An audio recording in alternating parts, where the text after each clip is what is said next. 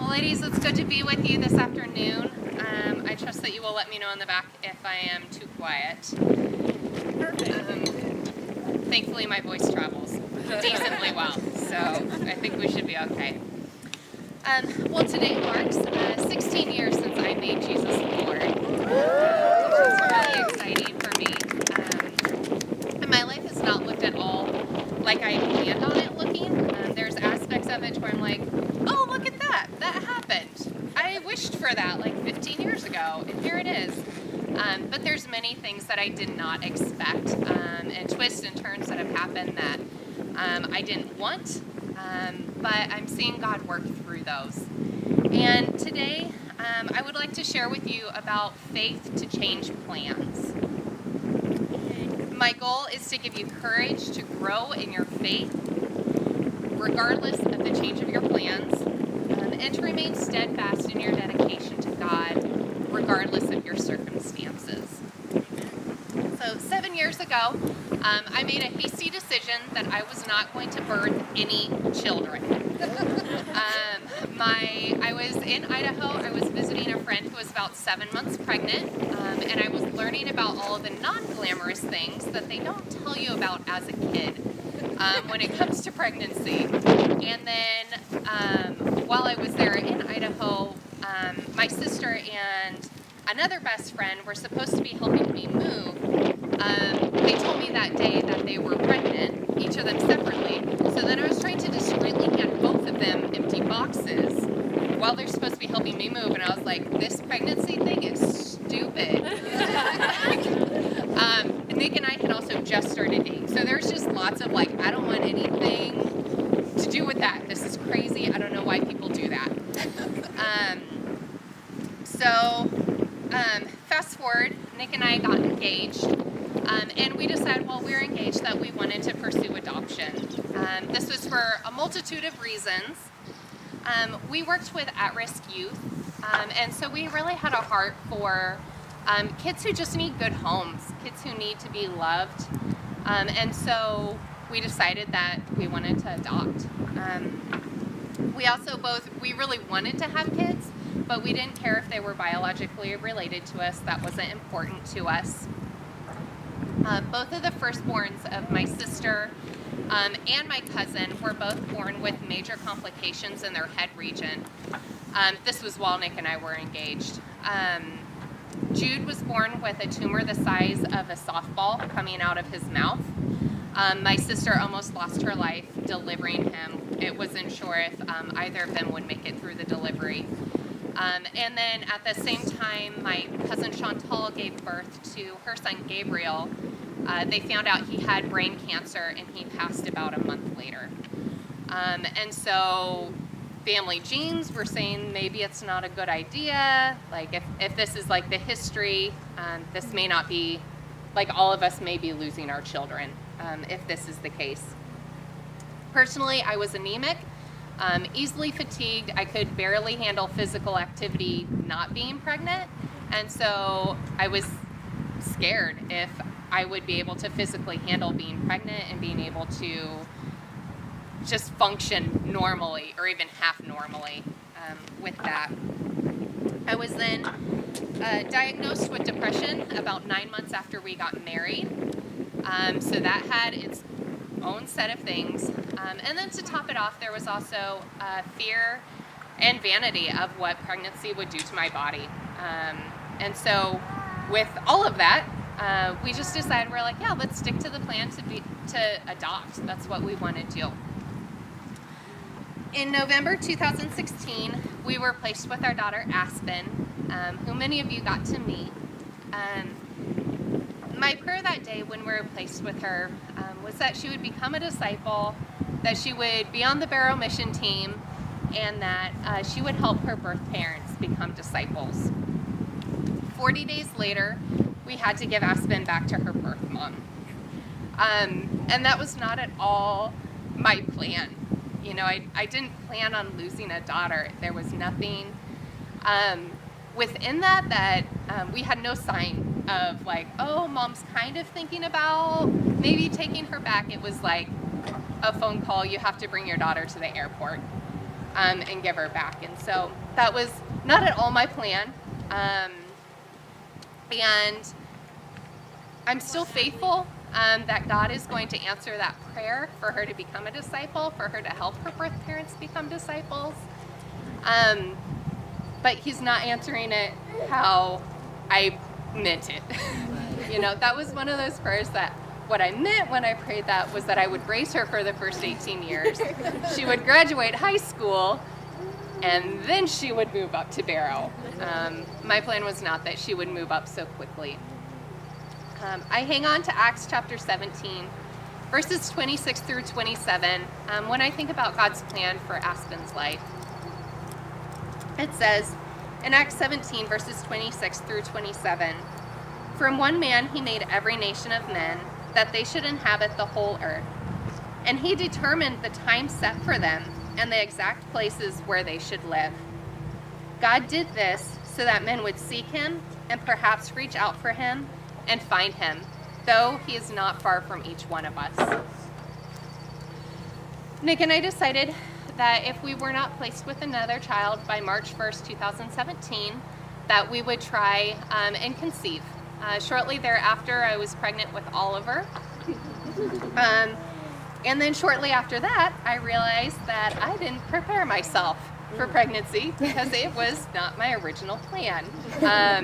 So I knew things like morning sickness existed. I knew things like, aches and pains and fatigue. I knew that those were things, but I never thought that I would experience them. So as they came, I was like, dang it, I forgot. As we quickly were like, yeah, let's just get pregnant. I was like, shoot, I didn't think about that. I definitely did not have the worst of pregnancies, but it was far from pleasant.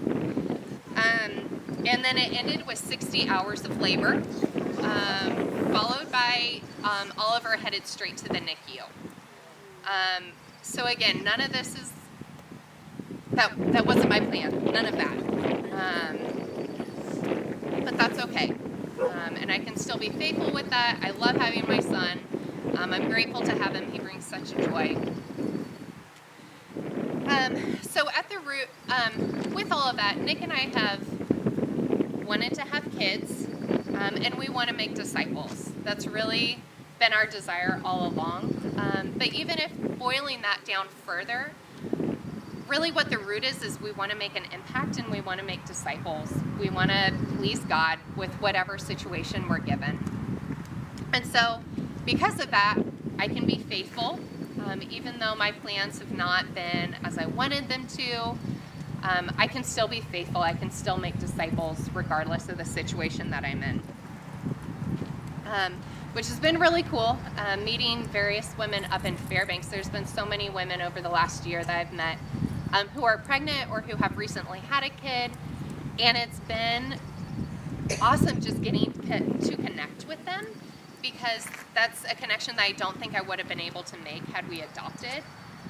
So there's just a camaraderie that happens with other young moms, is where like, oh yeah, I did that too, or like, oh gosh, I'm so sorry, or like, hey, has this happened yet? And so it's been, I see even with that God's working through letting me meet these other people in the community that I otherwise probably wouldn't have connected with had we just had Aspen. So my situation with Aspen and Oliver reminds me of Paul's desire to spread the gospel, specifically spread the gospel in Rome and make disciples there. The main place that we'll be reading at today is Romans chapter 1. We'll read there a couple different times. And in Romans chapter 1, verses 8 through 13, it says, "First, I thank my God through Jesus Christ for all of you, because your faith is being reported all over the world.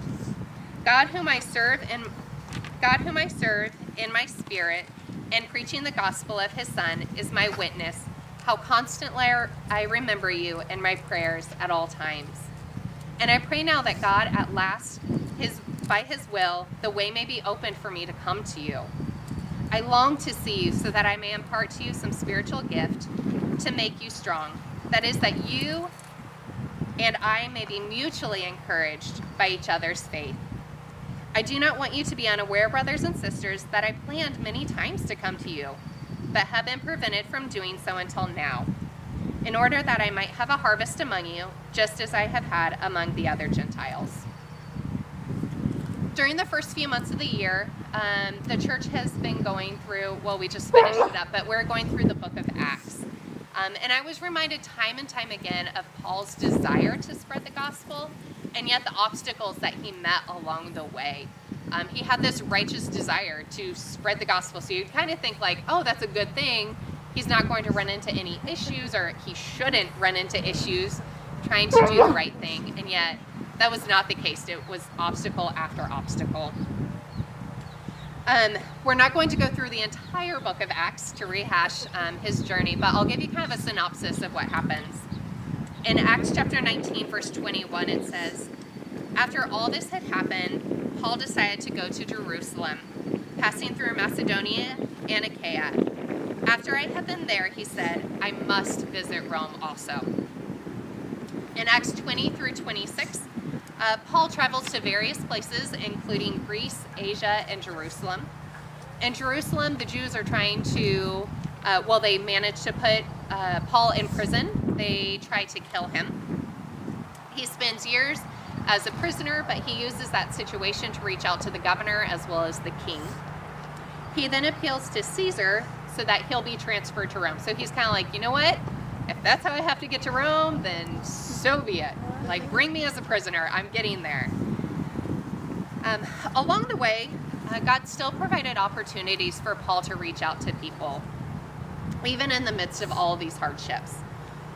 And an example of this is in Acts 24, verses 25 through 29.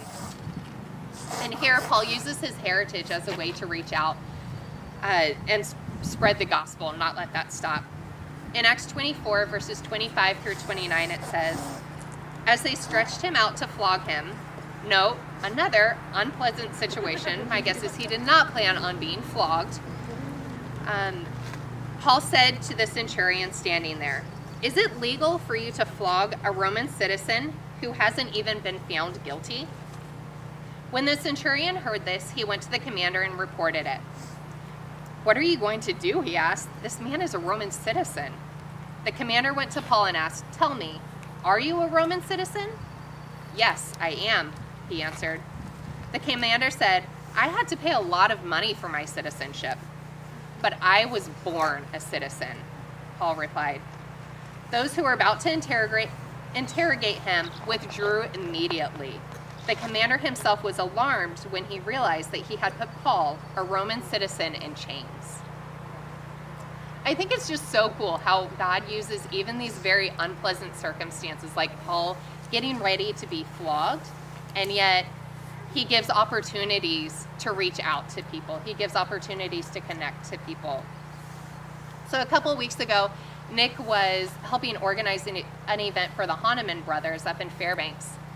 Come to find out, the lady who was organizing the event overall is the wife of Oliver's NICU nurse. And then, to top that off, his NICU nurse is brothers with one of Keith's coworkers. And so even within that, like, it was so devastating to have Oliver taken away from me, like right after I birthed him, and being whisked away into the NICU. I didn't have that moment. Women talk about like the golden hour of like right after you deliver and you just get to cuddle your baby, and I didn't get that for 2 or 3 days. I had to go down to the NICU in order to be able to hold Oliver, in order to feed him. But even within that, I now see God working through that, and letting us make those connections in Fairbanks that we might not have otherwise been able to have. And as well as that, the lady who was organizing the event, she's also pregnant. So just another connection that God is working through, even within my unpleasant circumstances that I didn't want. In Acts chapter 27 and 28, we're told that Paul, as a prisoner, is on a ship. It's in a major storm. Paul gives the passengers hope. They were shipwrecked, And then they spend 3 months in Malta. Finally, in Acts chapter 28, verse 14, it says, "And so we came to Rome." I'm pretty sure that Paul didn't plan on most of this happening on his way to Rome. He didn't plan on getting shipwrecked. He didn't plan on being almost murdered. He didn't plan on being almost flogged. He didn't plan as going to Rome as a prisoner. And then even once he got to Rome, he was still a prisoner for years. Like, none of that is what he wanted. And yet he used all of those circumstances as God was changing the plans along the way. He just wanted to make disciples, regardless of how those plans changed. He just wanted to glorify God and use whatever he had to be able to live his life for God, regardless of the plans changing on him. Let's close with Romans chapter 1. We'll read a little bit further down in the chapter there. It says in Romans chapter 1, verses 16 through 17, "For I am not ashamed of the gospel, because it is the power of God that brings salvation to everyone who believes. First to the Jew, then to the Gentile. For in the gospel, the righteousness of God is revealed, a righteousness that is by faith, from first to last. Just as it is written, the righteous will live by faith." As you think about your own life, the journey you've been on, the paths you've taken, the things that you've wanted for good reason or for not, either way, I want you to consider, what of your plans has God changed? How do you see God working through the new plans? How can you live by faith in each new set of plans? Let us be women of faith who are dedicated to God, regardless of our plans. Amen? Amen. Thank you.